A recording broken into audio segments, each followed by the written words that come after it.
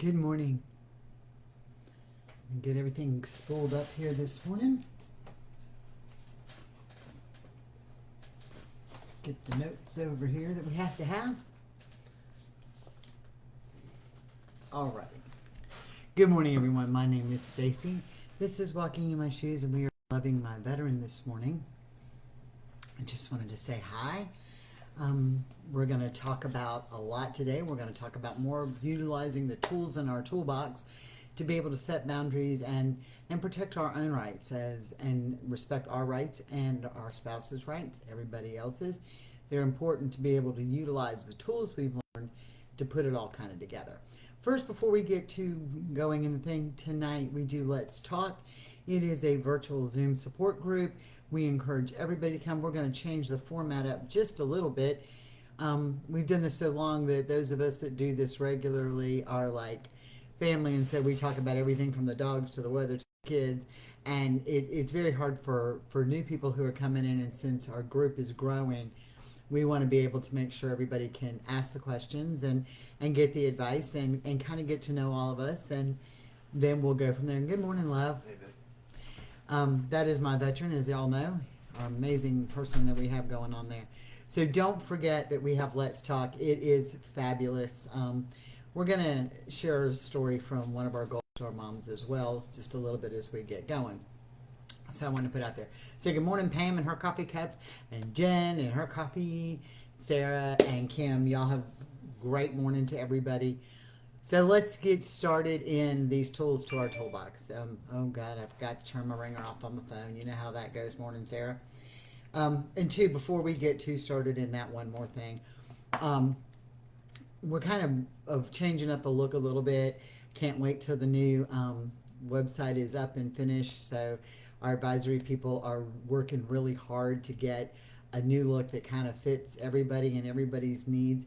So if you have a need, a desire, or something that we really need to touch on that we're not, please share that with us. Message the page and let us know. For those of you that contributed to the Facebook fundraiser to help us, because you know we don't make money doing none of this nonsense. This is all, we don't have a corporate sponsor. We don't generate all this money. It is from donations of the people who love us and support us. If you supported the Facebook fundraiser, Facebook took it down because it was veteran related and they were refunding everybody their money.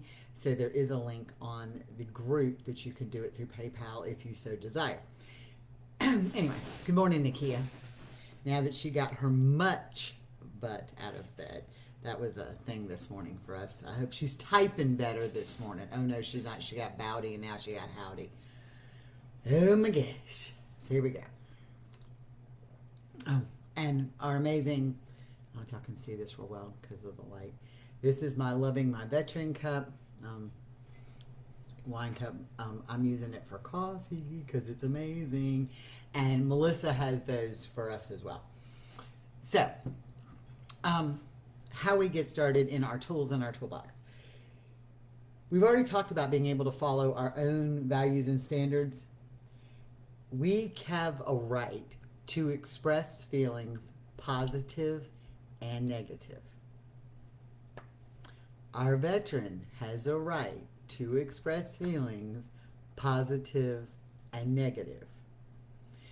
Everybody, our children, our parents, our friends, our bosses, we have a right to express our feelings, positive and negative. Okay? If we have that right, they have that right. This is about equality across the board. If we can do it, they can do it, right? So if we have a right to express our feelings, positive and negative, so do they. How do we do it effectively? So let me just say, I failed at that yesterday. I failed at effective, positive, and positive I had good. The negative feelings, not so good. I failed at that. So I'm just going to put that out there. I did not do well, so this is probably a good refresher class for me. When we have something negative to say, and we do, we all have something negative to say, constructive criticism, things they may not want to hear, things that nobody wants to hear. No kid wants to hear clean up your room, okay? Nobody wants to do that. Nobody wants to be told you can't do something, or this isn't working, or I don't like this, I don't want this. Um, Nobody wants to be told that. We don't want to hear it. None of us do.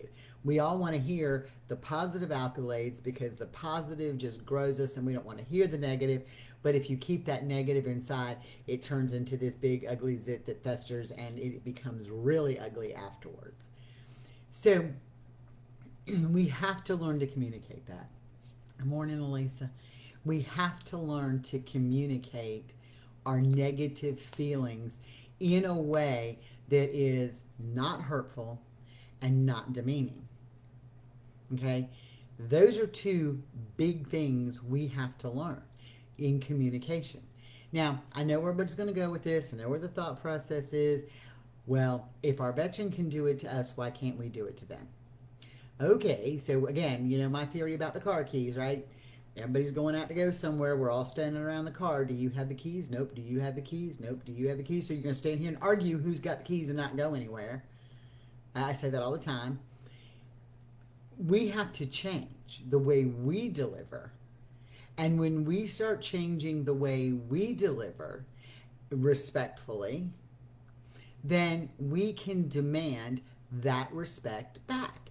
You can't go to somebody and say, you need to stop talking to me this way, and I'm not putting up with it anymore, and we're not doing this, and you always do this to me, and how dumb are you? And try to get them to talk to you effectively. You have to change it first. It's the way it works in the real world, okay? Give out what you want back. Project what you want projected back on you. Right? And we talk about being tired, and we talk about that when you're in a negative environment, they project all this negativity on you, right? So you just feel drained and you feel like you're absorbing it. The same thing happens when you're having a conversation. If we come across in this angry, aggressive, negative ass way all the time, all we're doing is projecting negativity. Good morning, Elisa. If I missed you, I'm sorry.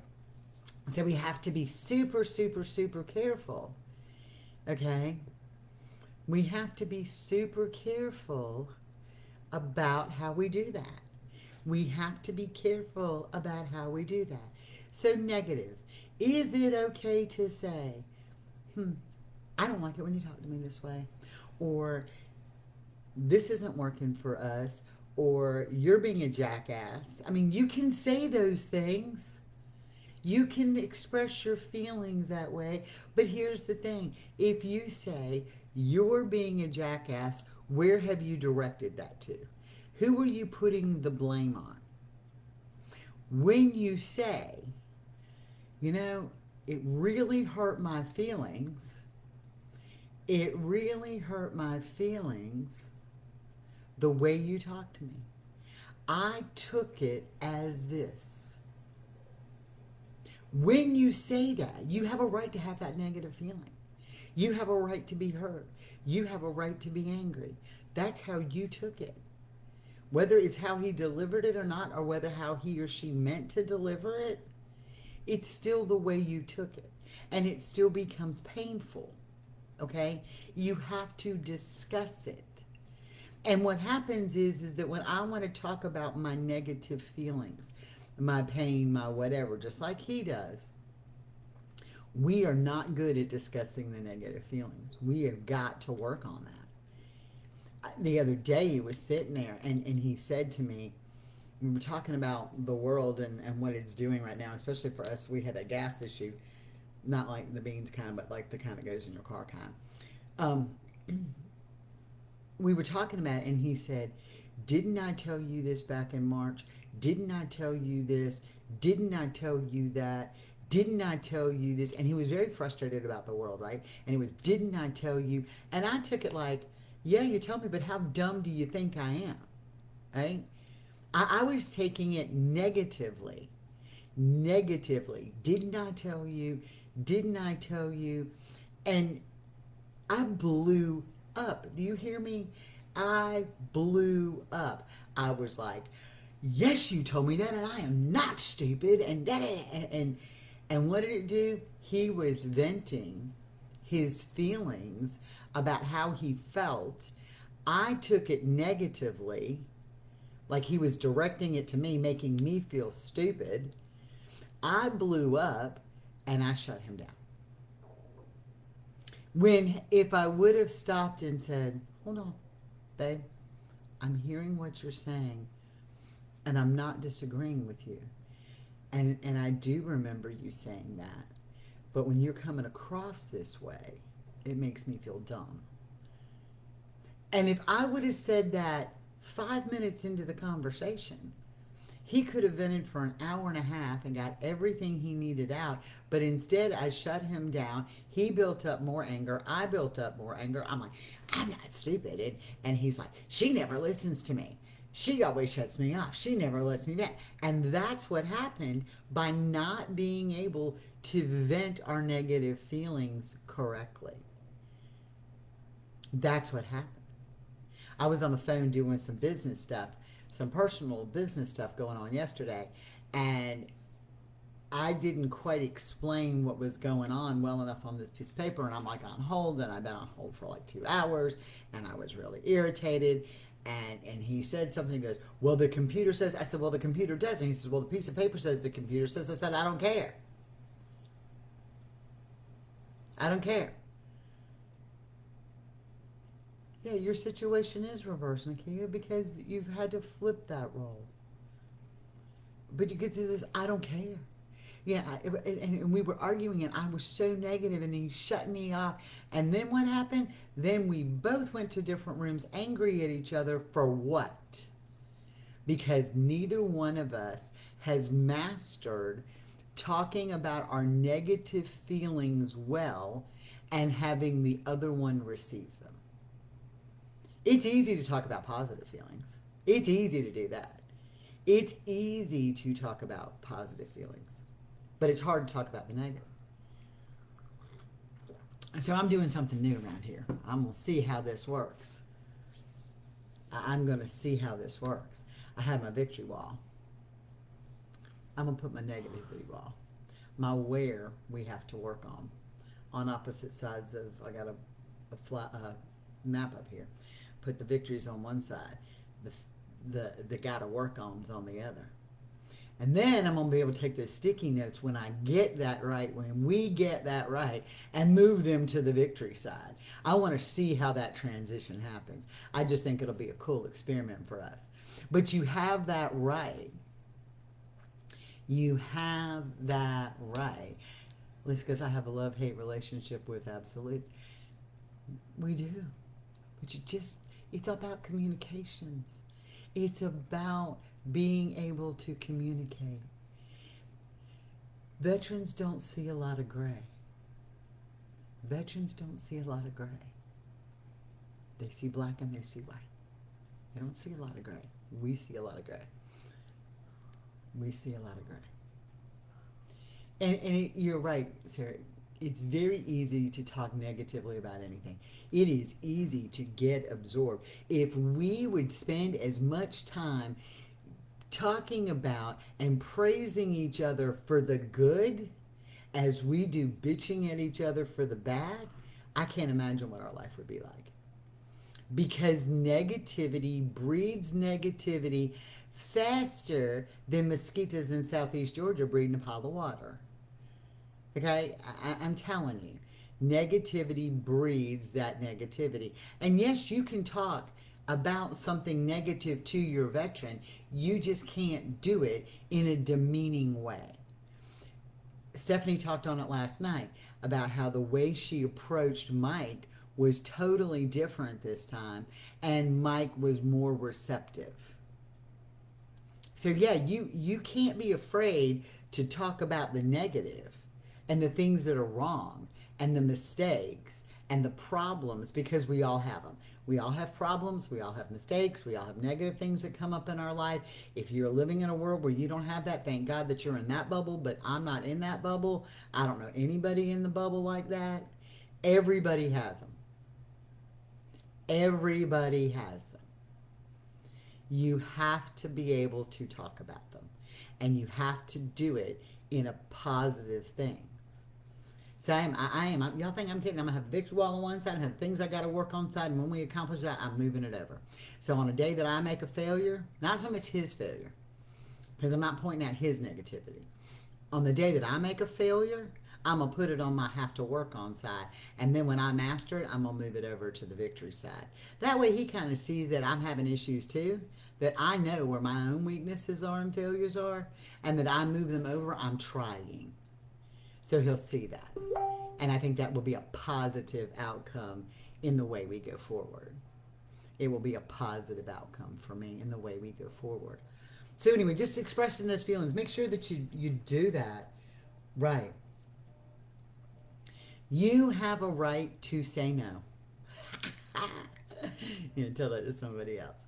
You have a right to say no, and you have a right to change your mind. Okay? So it is important that you understand that you have that right to say no, and you have a right to change your mind.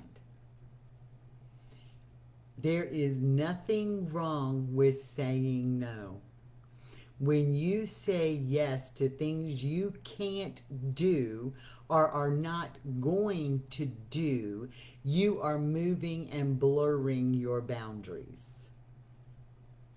Okay? You don't have to say yes to everything. I read a book one day. It was an amazing book, and it was called Your Best Yes. And I go back to that title. We say yes to a lot of things. Can you do this? Yep. Can you do this for me? Yep. Can you do this for me? Yep. And before long, our yeses that we've said yes to, that are to things that don't really matter and that we don't really have time for, overwhelm us. And so we can't say yes to the best things in life.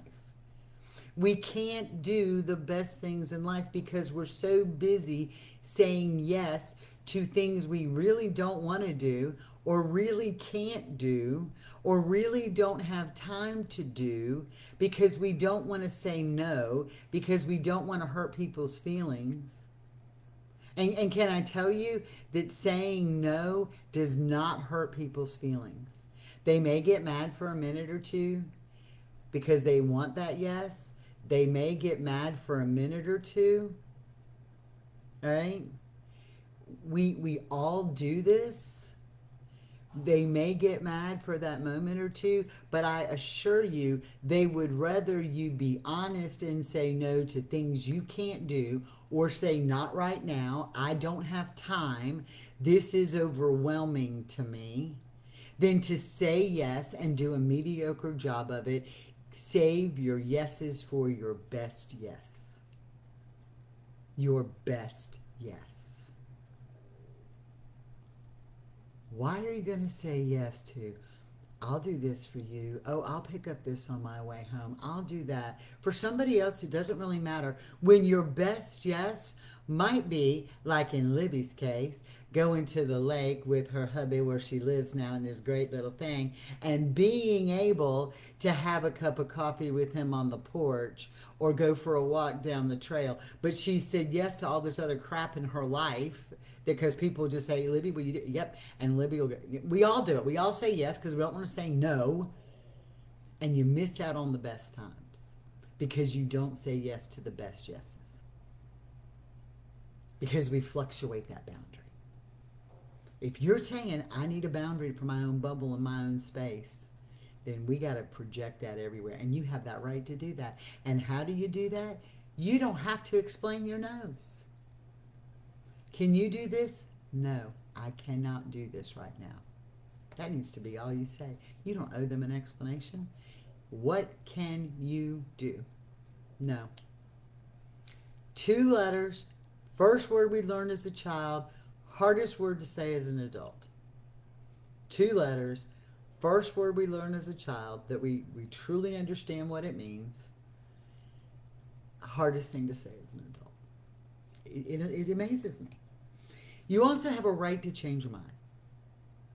Okay, you have that right to change your mind and you have that right to communicate that. So let's say that you've decided to go to this party, right? You and your veteran are going to go out and hang out with his friends, and you have all of this stuff that's going on. And you said you'd go, and he was just going to go spend a couple of hours, and now he's telling you, hey, we're going to spend the night, or we're going to be here for 6 hours, and you have that right to say, whoa, whoa, whoa, whoa, whoa, I can't do that. You have that right to say that. So it is simple how to get around that. You've already committed to going for 2 hours, right? You've committed to your friends or whoever. I can give you 2 hours, and now they want 4 hours or 6 hours. So your solution becomes, I can go with you for 2 hours and we can ride together, but I can only stay 2 hours. Or we can ride apart and I'll come back at the end of 2 hours and you can stay. It's that compromise. It's that communication. If you've agreed to, you have the right to change your mind. You have a right to say, I really just can't do this today. And that's okay. We all have that right. And just communicating it is important. And that's how you use the tools in your toolbox. You can't go in like a bull in the china shop and just put your hands on your hips and stick your chest out and say, I have a right to change my mind, so I'm not. You can't do that. To set your boundaries, you have to be able to communicate them clearly, positively, and effectively. You can communicate negative things in a positive manner. It's your mannerism. It's your tone. It's the mindset you use. When I have to discuss negative things and it's built up inside of me, it's like a zit gonna Mount Pinatubo, the vomit erupts. It did it yesterday. We caught it early. We both did it. We both stopped it. To me, that was a victory. We caught it. We stopped it. We took a place apart. We let it go. And then a few hours later, we sat down and we discussed it. And that was the victory behind that. So just remember, you have that right to say no without an explanation. 2 letters, easy to learn. Good morning, Stephanie. So we have that. This is hard. This is hard for everybody. You have a right to determine your own priorities. That's interesting, right? You have a right to determine your own priorities. Are there things that we have to do? Are there things that we have to do for us or that matter to us that are more important than somebody else needs done? You prioritize you.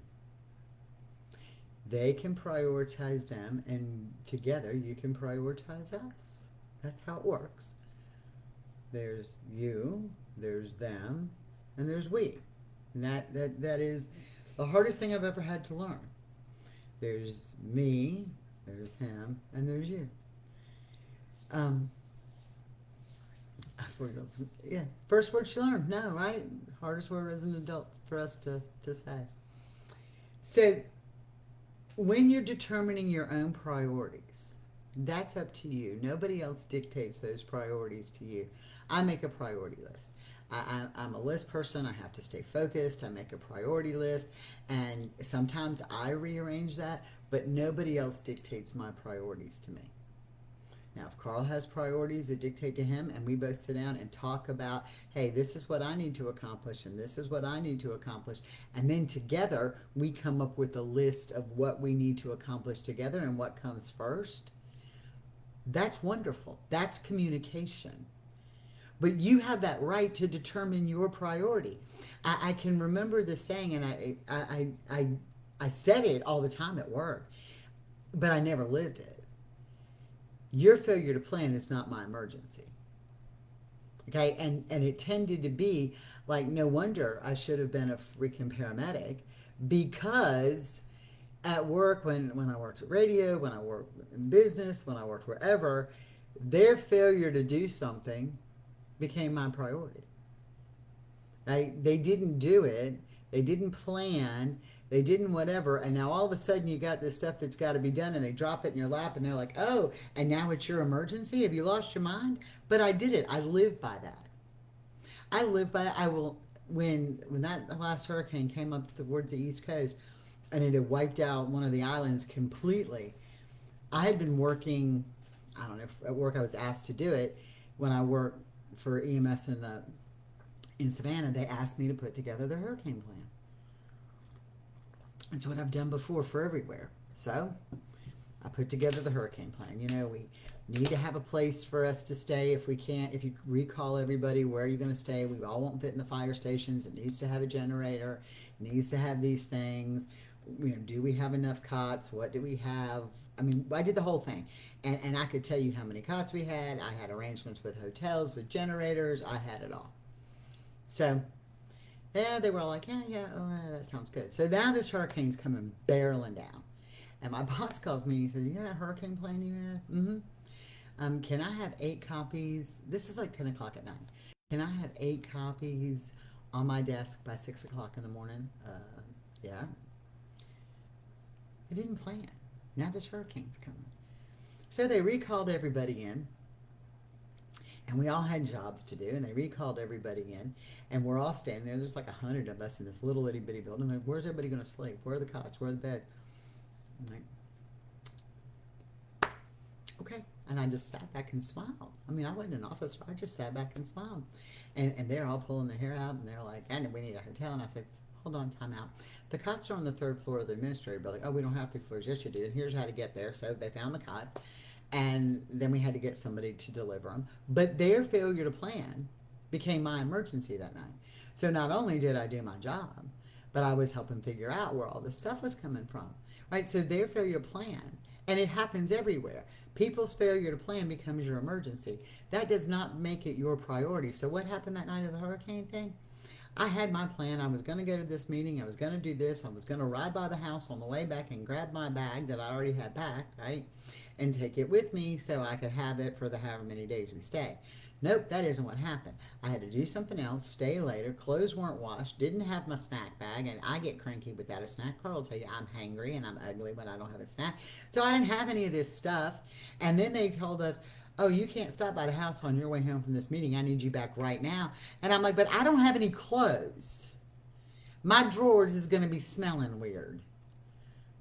And do you know what my answer was? That's not my problem. You should have planned for that. And I'm like, whoa, whoa, whoa, whoa, whoa. I just did all this. So just remember, no, your veteran, Sarah, this is where it's going to be hard. Your veteran makes it your emergency. It's not your emergency. It's his emergency. You choose to take it on as yours. That's a big difference. So how we approach that, and that becomes a time thing. You determine your priorities, he determines his, and you must communicate to get these priorities together and what falls in what order. And that's how it works. If your veteran has a TBI, it is way different. I understand. That's why day planners and calendars are so important. But it is still only our emergency when we choose to take it away.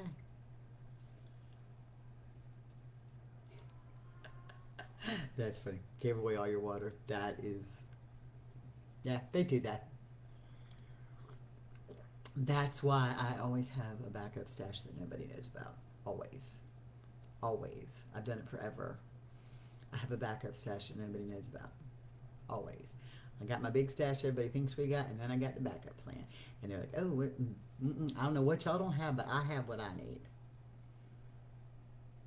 But it's your priorities. You have your right to determine them. You make your priorities. They make their priorities. And sometimes you have to make their priorities for them because they may have a TBI or they may have a situation. And that is an accommodation based on a disability, and that is different than failure to plan emergency. Okay? Hide your backup better, sister.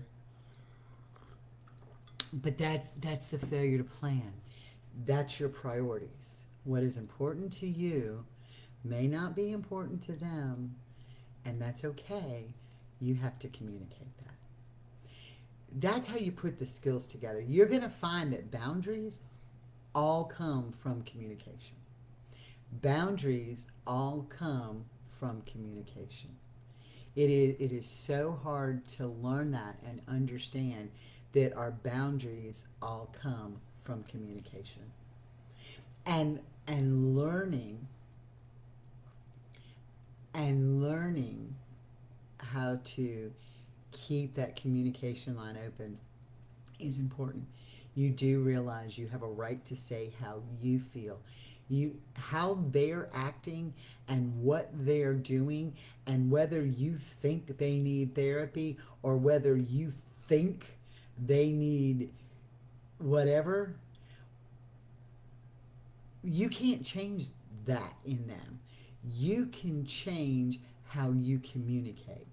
If they yell and scream like I yell and scream, and Carl can either walk away or take it, and most of the time he walks away or he tells me, check yourself, which helps me bring myself back down.